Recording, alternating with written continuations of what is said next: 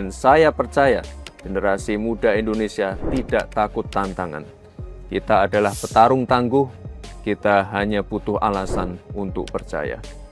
Teman-teman, membangun Indonesia yang lebih baik, Indonesia yang lebih terang adalah tanggung jawab kita bersama. Assalamualaikum warahmatullahi wabarakatuh. Halo Sobat Grobogan Gogel semuanya. Masih sehat ya tentunya untuk hari ini ya. Alhamdulillahirrabbilalamin. Semoga kita semua terus diberikan kesehatan, kelancaran dalam mencari rezeki. Amin ya rabbal alamin ya. Nah sobat semua, ini Forum Purnawirawan TNI turun gunung, minta Wapres Gibran Rakabuming diganti. Kocak ya, dia ini kumpulan pembenci ini. Ya mantan Menteri Agamanya Pak Jokowi dulu. Ada salah satunya juga itu. Ini kan semua kan pendukung Anies. Lah kok enak saja minta Wapres Gibran diganti gitu.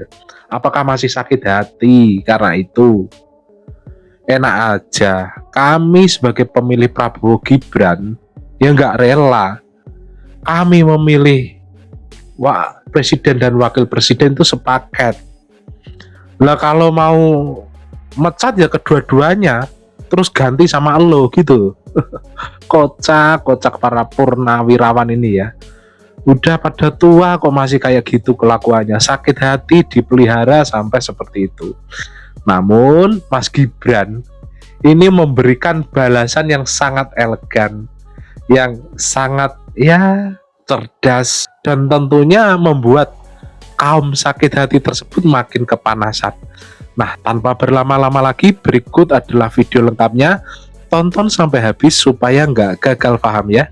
Pernyataan sikap Purnawirawan prajurit TNI mengusulkan pergantian wakil presiden kepada MPR karena keputusan MK terhadap pasal 169 huruf I Undang-Undang tentang Pemilu telah melanggar hukum acara MK dan Undang-Undang Kekuasaan Kehakiman. Dan mengambil tindakan tegas kepada para pejabat dan aparat negara yang masih terikat dengan kepentingan mantan Presiden RI Jokowi. Bonus demografi.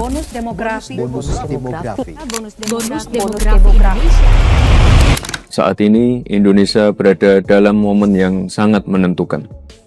Berada di tengah beragamnya tantangan global, baik itu ekonomi, perang dagang, geopolitik, maupun perubahan iklim yang membawa perubahan di berbagai sektor.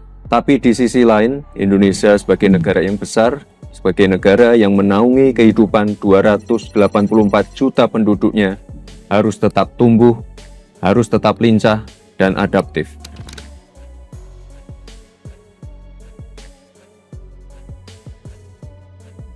Teman-teman, tantangan ini memang ada, bahkan begitu besar. Tapi yakinlah, peluang kita juga jauh lebih besar. Tentu banyak yang sudah mendengar tentang bonus demografi. Kondisi di mana lebih dari separuh penduduk suatu negara berada pada usia produktif. Ya, Indonesia akan mendapatkan puncak bonus demografi di tahun 2030 sampai tahun 2045. Bismillahirrahmanirrahim.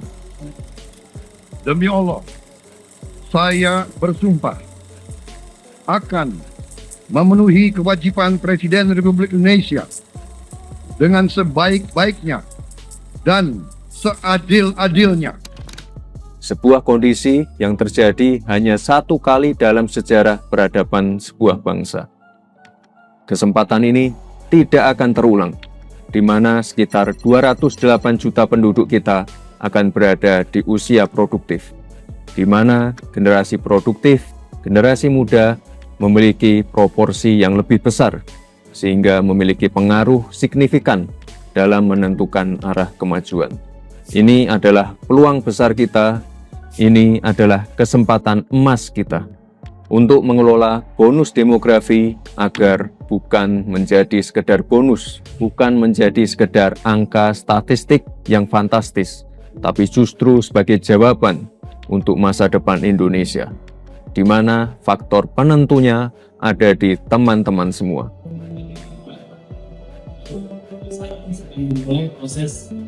Karena kita, generasi muda, bukan sekedar bonus.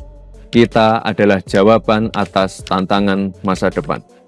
Kita lihat sendiri saat ini, banyak anak-anak muda kita yang sudah tampil di garis depan. Kemarin saya menonton film Jumbo, hasil karya animator muda Indonesia yang saat ini sudah menembus 4 juta penonton, serta akan ditayangkan di 17 negara Asia dan Eropa. Ini menjadi era baru industri animasi Indonesia. Timnas U17 kita untuk pertama kalinya lolos via kualifikasi ke Piala Dunia dan menjadi satu-satunya wakil dari Asia Tenggara.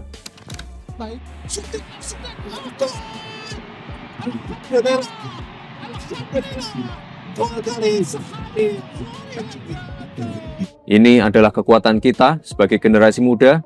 Kita harus selalu siap dan mempersiapkan diri. Kita harus punya mimpi besar dan keberanian untuk melakukan terobosan. Kita harus mampu beradaptasi dan menjadi penggerak kemajuan. Karena penentu di era kompetisi saat ini adalah bukan siapa yang paling kuat, tapi siapa yang paling cepat belajar, cepat beradaptasi, dan cepat memanfaatkan peluang. AI itu nggak akan menggantikan manusia. Jadi AI itu bukan ancaman. Manusia yang tidak menggunakan AI akan dikalahkan oleh manusia yang menggunakan AI. Dan saya percaya generasi muda Indonesia tidak takut tantangan. Kita adalah petarung tangguh, kita hanya butuh alasan untuk percaya. Teman-teman, membangun Indonesia yang lebih baik, Indonesia yang lebih terang adalah tanggung jawab kita bersama. Baik pemerintah, sektor swasta, akademisi, praktisi, tokoh agama, maupun masyarakat sipil. Seperti yang Bapak Presiden Prabowo selalu katakan, bahwa keberhasilan suatu bangsa, kebangkitan suatu bangsa, bukan pekerjaan 1 tahun, 5 tahun, atau bahkan 10 tahun. Bahwa ini hasil kerja keras pemerintah-pemerintah sebelum pemerintah kita. Jadi marilah kita selalu menghormati semua pihak, semua yang telah bekerja keras, pendahulu-pendahulu kita. Kita sampai di sini bukan seketika. Kita sampai di sini karena perjalanan jauh. Pembangunan bangsa itu dilakukan selama puluhan tahun dan merupakan hasil kolaborasi dan kerja keras seluruh komponen bangsa. Pemerintah tidak akan dapat melakukan pembangunan sendirian. Pemerintah tidak akan dapat bekerja sendirian dalam mewujudkan kemajuan negeri yang kita cintai ini. Oleh sebab itu, kita butuh kolaborasi, kita butuh persatuan, kita butuh budaya kompetisi yang saling membangun. Kita butuh ruang untuk tumbuh sehingga Indonesia yang lebih baik, Indonesia yang lebih terang dapat kita wujudkan bersama-sama. Terima kasih.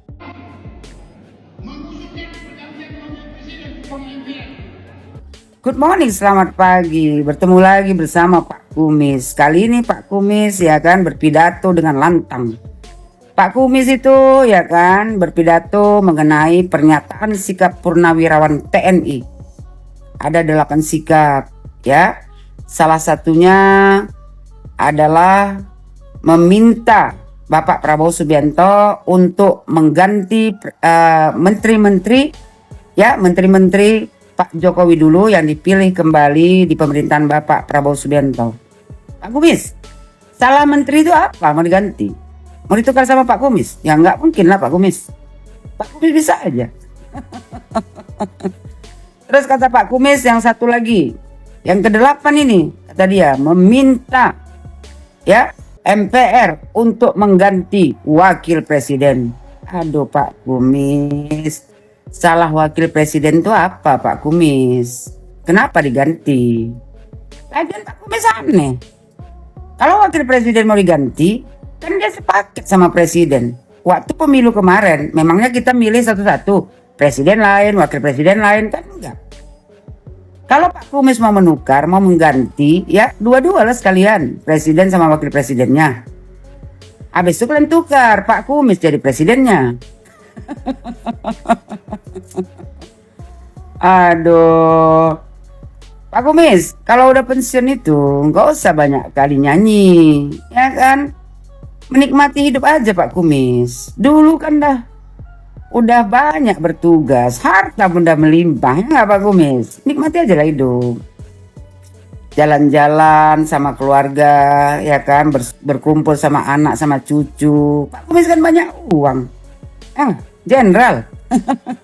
Mantan. Bawa lah istri itu jalan-jalan keliling dunia selagi masih Allah kasih umur panjang. Ya nggak usah lagi mikirkan pemerintah, kasih yang muda yang berkarya. Yang tua-tua tuh duduk manis aja di rumah, baik-baik berzikir. Entah apa dendam Pak Kumis sama wakil presiden. Pak Kumis nggak bisa seenaknya mengganti Pak Kumis, ya. Suka-suka Pak Kumis aja mengganti wakil presiden. Kecuali ya wakil presiden itu ada kesalahannya. Ini nggak salah apa-apa. Kerja dengan baik, memikirkan untuk membangun negara Republik Indonesia ini ke depan bersama Presiden Prabowo Subianto. Kenapa Pak Kumis yang kebakaran kumis? Buat kau Pak Kumis ya berhentilah membuat keributan di negara Republik Indonesia ini.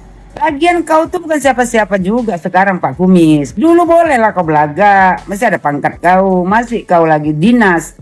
Sekarang kau tuh sudah jadi rakyat biasa. Ya sama seperti kami nih ya, rakyat biasa. Jadi nggak usah belagak lagi Pak Kumis. Dulu waktu masih penjabat kau, ya ada apa pikir rakyat Indonesia? Kan nggak ada juga. Yang kau pikirkan cuma diri kau aja, sama keluarga kau. Sekarang nggak usah sok-sokan lah ya kan, kalian para purnawirawan, ya kan, mengatasnamakan rakyat, mau membela kepentingan rakyat. Basi Pak Kumis. Harusnya dulu waktu kalian masih menjabat, ya kalian peduli sama masyarakat yang miskin, rakyat yang miskin. Dulu sebelum Pak Jokowi jadi presiden Pak Kumis, kau masih menjabat. Berapa banyak tuh rakyat Indonesia yang belum menikmati listrik? Tuh, saudara kita di Papua belum menikmati jalan. Ada nggak kalian bersuara? Jadi don't talk nonsense Pak Kumis ya. Kalian sekarang ini mengatasnamakan rakyat. Pak Kumis, udah pensiun, nikmati aja pensiun, nikmati hari tua, nggak usah banyak kali cerita. Gak ada malunya kalian ini. Kenapa? Karena udah gak ada lagi. Ya, setoran per bulan masuk ke kantong pribadi. Kayak cop-cop sekarang ini. Habis diberantas Pak Jokowi sama Pak Prabowo. Kasian betul hidup kalian ini. Seharusnya ya kan udah bisa hidup tenang, menikmati hidup. Pak Kumis, lebih bagus kan jalan-jalan sama istri keliling dunia kalau punya uang, daripada sibuk lagi memikirkan pemerintahan. Dikasih Tuhan ya kan jabatan dulu ya, habis itu kekayaan. Dulu Pak Kumis ya kan nggak sempat kau menikmati hidup, jalan-jalan bersama istri dan anak-anak. Sekarang lah waktunya, tak perlu lagi mengurusi pemerintahan. Kalaupun kalian ini semua yang purnawirawan ini ya mau ikut andil dalam pemerintahan ini ya kan, setidaknya nasihat Pak Kumis, bukan hasutan, bukan kebencian yang kalian tebar. Itu baru bisa dihargai. Ini provokator yang cuman ya entah dendam apa sama Pak Jokowi sama keluarganya, sibuk dari kemarin mau memakzulkan Gibran Raka Buming Raka. Gak jalan Pak Kumis. Gibran Raka Buming Raka itu ya rakyat Indonesia yang 58% yang memilihnya. Bukan suka-suka kalian aja mau meminta MPR untuk menggantikannya.